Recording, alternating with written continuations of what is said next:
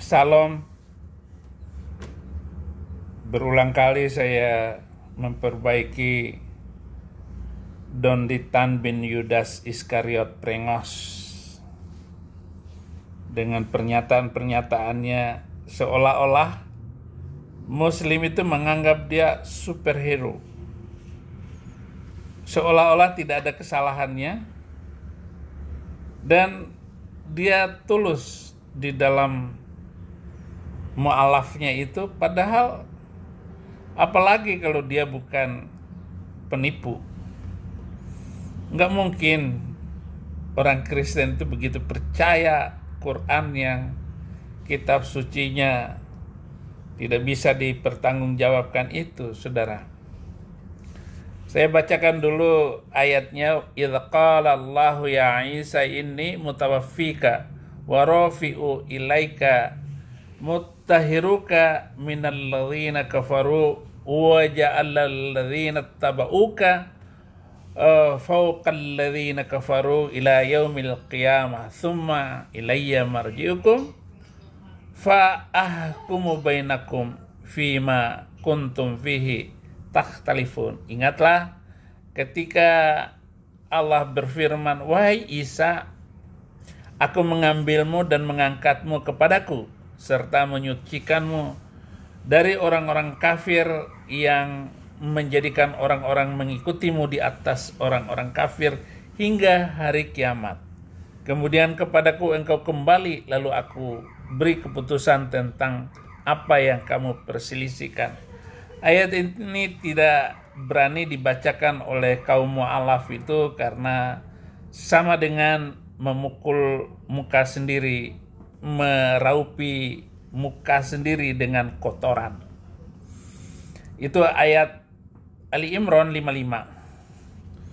Galatia 1 ayat 6-9, aku heran bahwa kamu begitu lekas berbalik daripada Dia yang oleh kasih karunia Kristus memanggil kamu dan mengikuti kamu suatu Injil lain yang sebenarnya bukan Injil, hanya ada orang yang mengacaukan kamu dan yang bermaksud untuk memutarbalikan Injil Kristus. Halo, saya. Halo. Oh, apa kabar? Sehat? Iya, sehat. Ya, saya. Ya. Tetapi sekalipun kami atau seorang malaikat dari sorga yang memberitakan kepada kamu suatu Injil yang berbeda dari Injil yang telah kami beritakan kepadamu, terkutuklah dia. Seperti yang telah kami katakan dahulu, sekarang kukatakan sekali lagi, jikalau ada orang yang memberitakan kepadamu suatu Injil yang berbeda dengan apa yang telah kamu terima, terkutuklah dia. Jadi ayat ini pun gak berani diambil dan dibacakan oleh si Donditan. Kita tetap menaruh hormat kepada manusianya, tetapi dengan ajaran ini tentu saja Donditan adalah Yudas Iskariot yang hanya mencari keuntungan. Kita lihat dulu apa video dia. Forest, tanyakan bagian dari Injil yang isinya masih benar, otentik itu yang ayatnya mana? Oke, itu pertanyaan yang bagus ya. Oke. Tapi ada yang salah istilahnya. Ya. Mungkin kalau dia tanya itu sebenarnya maksudnya ada di dalam kitabnya orang Kristen. Ya.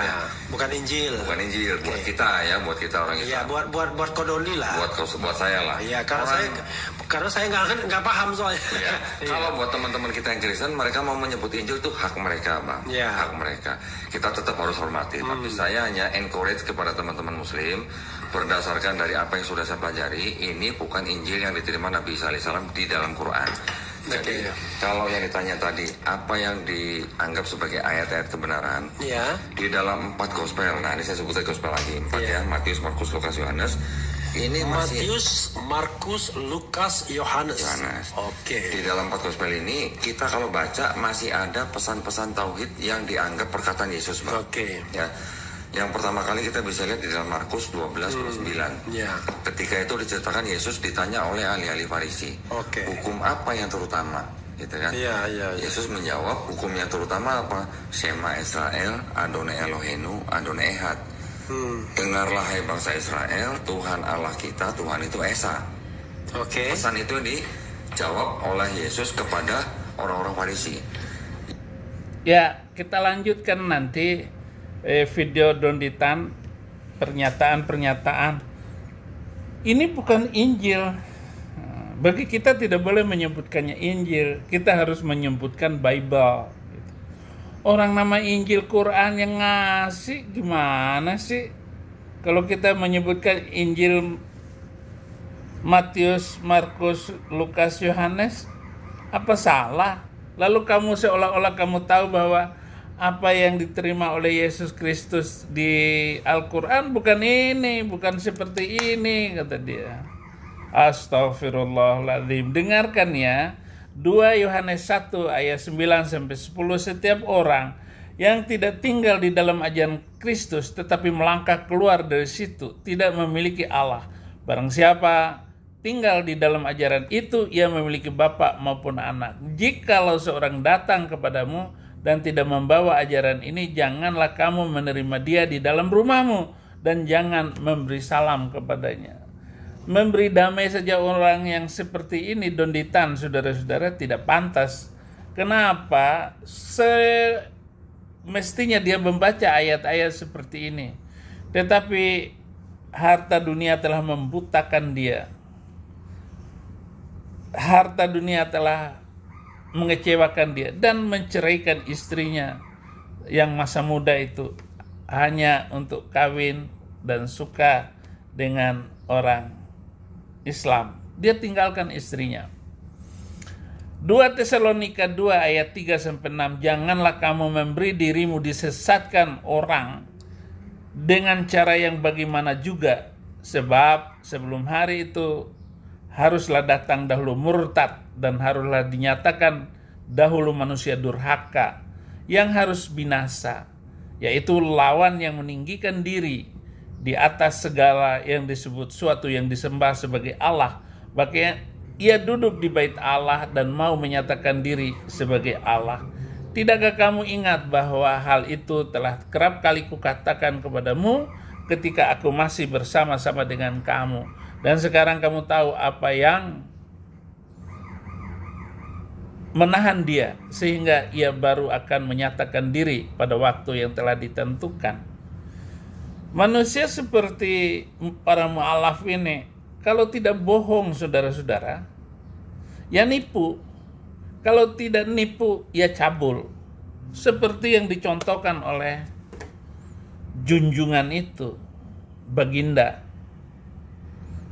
Saya dibilang lagi penistaan, keterlaluan. Baca kitabmu itu, baca sejarah kanjengmu itu. Dia punya mujizat utama. Pertama, menjadikan menantu istri. Yang kedua, menjadikan istri bocil. Ibrani 6 ayat 6-8, namun yang murtad lagi tidak mungkin dibaharui sekali lagi sedemikian hingga mereka bertobat, sebab mereka menyalibkan lagi anak Allah bagi diri mereka dan menghinanya di muka umum. Sebab tanah yang menghisap air hujan yang sering turun ke atasnya dan yang menghasilkan tumbuh-tumbuhan yang berguna bagi mereka yang mengerjakannya menerima berkat dari Allah. Tetapi jikalau tanah itu menghasilkan semak duri dan rumput duri, tidakkah ia berguna dan sudah dekat pada kutuk yang berakhir dengan pembakaran? Jadi api harus membakar orang sampah seperti ini. Kenapa? Karena dia menghina Yesus di muka umum. Setelah dia percaya Yesus Tuhan dan Juru Selamat, orang tuanya, bapaknya Donditan dulu, baru dia mu'alaf. Jadi bapaknya dulu sudah menunjukkan dan mengajak dia. Iya, saudara, ini sangat memalukan si Yudas ini. Yesaya 10 ayat 6, aku akan menyuruhnya terhadap bangsa yang murtad, dan aku akan memerintahkannya melawan umat sasaran murkaku untuk melakukan perampasan dan penjarahan dan untuk menginjak-injak mereka seperti lumpur di jalan.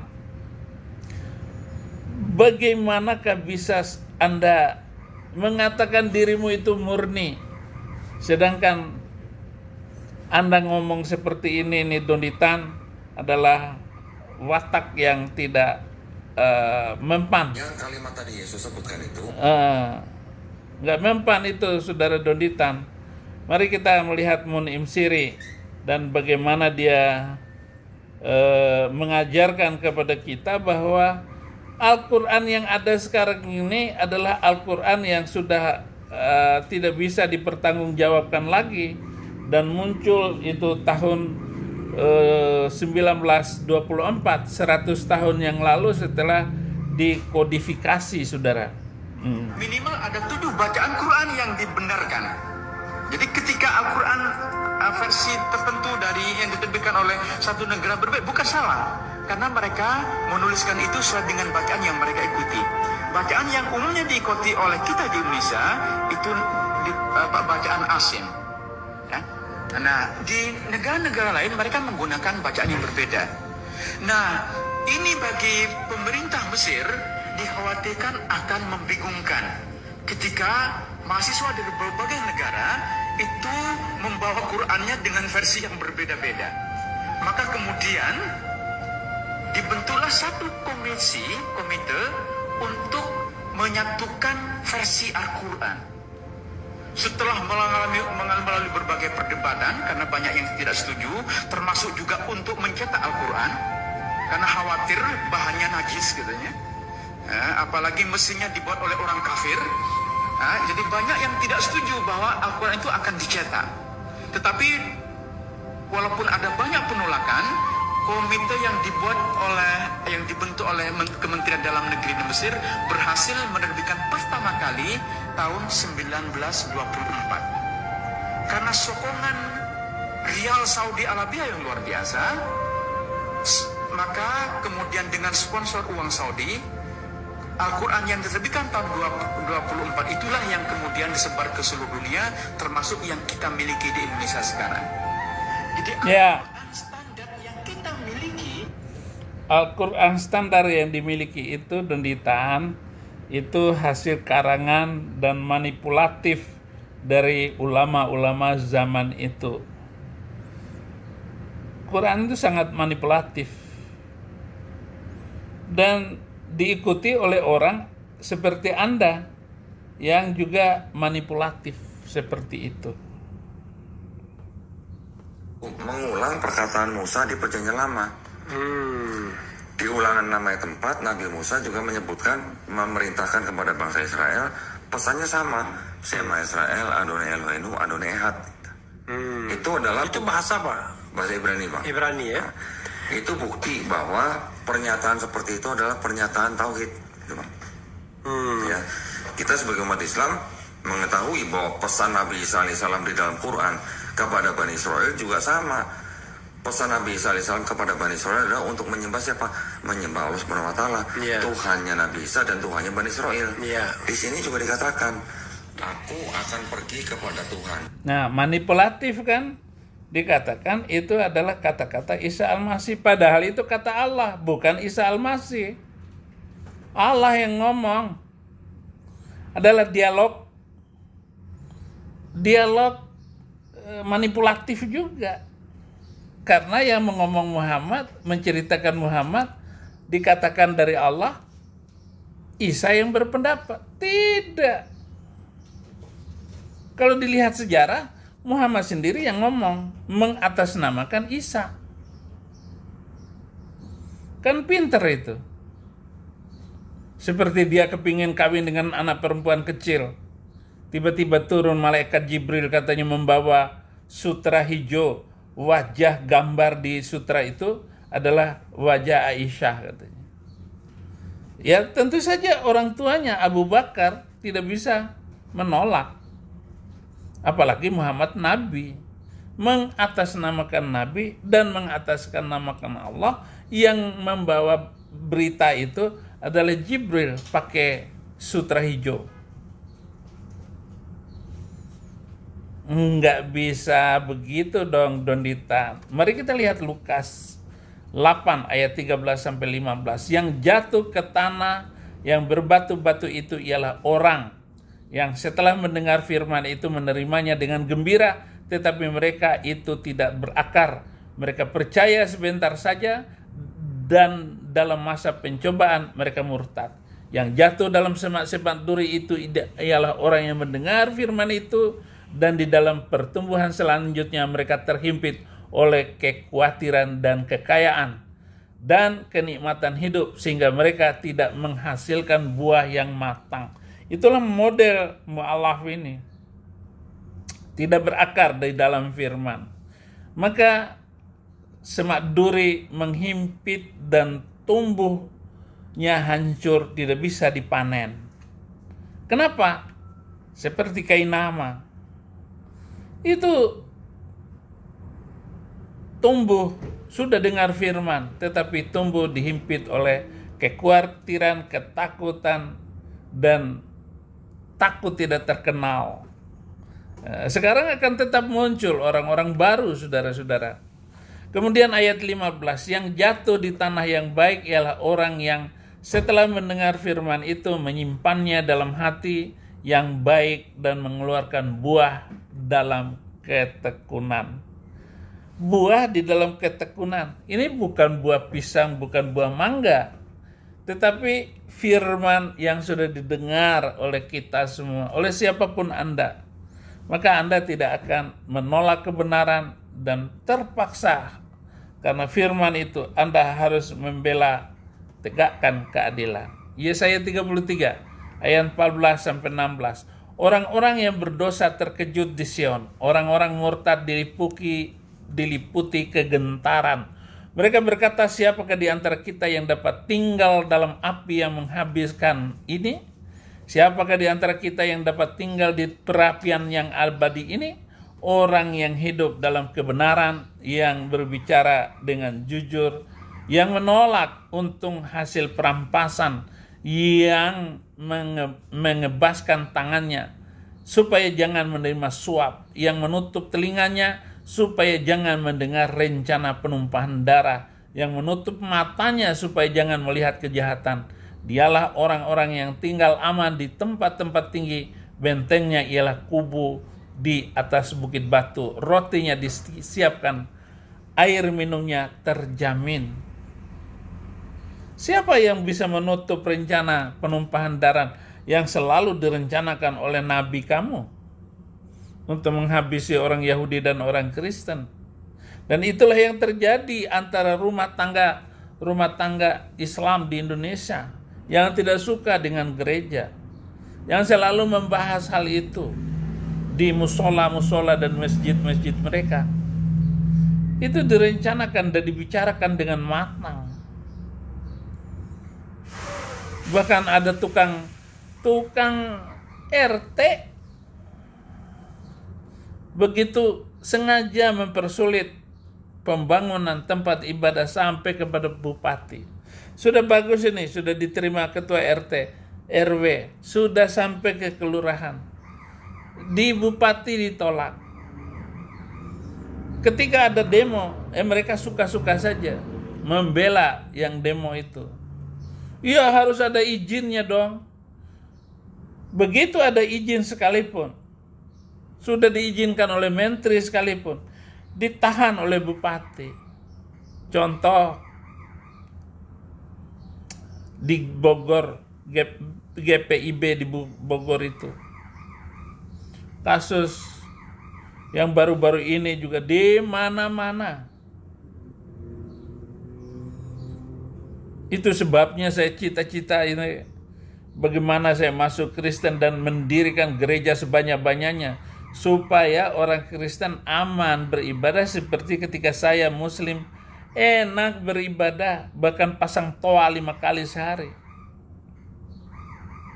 Ulangan 13 ayat 5. Nabi atau pemimpi itu haruslah dihukum mati, karena ia telah mengajak murtad terhadap Tuhan Allahmu, yang telah membawa kamu keluar dari tanah Mesir, dan yang menebus engkau dari perbudakan, dengan maksud untuk menyesatkan engkau dari jalan yang diperintahkan Tuhan Allahmu kepadamu untuk dijalani. Demikianlah harus kau hapuskan yang jahat itu dari tengah-tengahmu.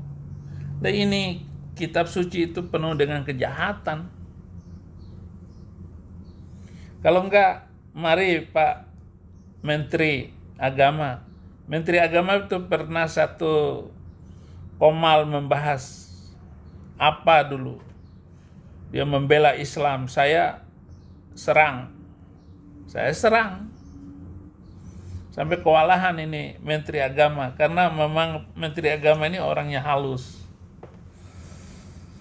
Amsal 22 ayat 12, mata Tuhan menjaga pengetahuan, tetapi ia membatalkan perkataan si pengkhianat. Pemalas berkata, ada singa di luar, aku akan dibunuh di tengah jalan. Mulut perempuan jalang adalah lubang yang dalam. Orang yang dimurkai Tuhan akan terperosok ke dalamnya. Kebodohan melekat pada hati orang muda, tetapi tongkat didikan akan mengusir itu daripadanya. Donitan, Yudas Perengos. Allah memberi tempat tinggal kepada orang yang sebatang kara, yang mengeluarkan orang-orang tahanan sehingga mereka bahagia. Tetapi pemberontak-pemberontak tinggal di tanah yang gundul. Ya Allah, ketika engkau maju berperang di depan umatmu, ketika engkau melangkah di padang belantara, Tuhan akan membela saya dan orang-orang yang percaya dan tetap setia di dalam Yesus Kristus. Sedangkan kamu hanya akan berbahagia dengan harta kekayaanmu dan dengan pembodohan manipulatif yang kamu lakukan itu. Yaitu ayat-ayat yang kamu asumsikan semau hatimu. Roma 3 ayat 12, semua orang telah menyeleweng, mereka semua tidak berguna, tidak ada yang berbuat baik, seorang pun. 3 ayat 13, kerongkongan mereka seperti kubur yang ternganga, lidah mereka merayu-rayu, bibir mereka mengandung bisa, mulut mereka penuh dengan sumpah serapah, kaki mereka cepat untuk menumpahkan darah, keruntuhan dan kebinasaan mereka tinggal di jalan mereka, dan jalan damai tidak mereka kenal. Rasa takut kepada Allah tidak ada pada orang itu. Tetapi kita tahu bahwa segala sesuatu yang tercantum dalam kitab Taurat ditujukan kepada mereka yang hidup di bawah hukum Taurat, supaya tersumbat setiap mulut dan seluruh dunia jatuh ke bawah hukuman Allah. Inilah kejahatan-kejahatan yang terus berlaku atas orang-orang murtad itu. Terima kasih, Tuhan Yesus memberkati.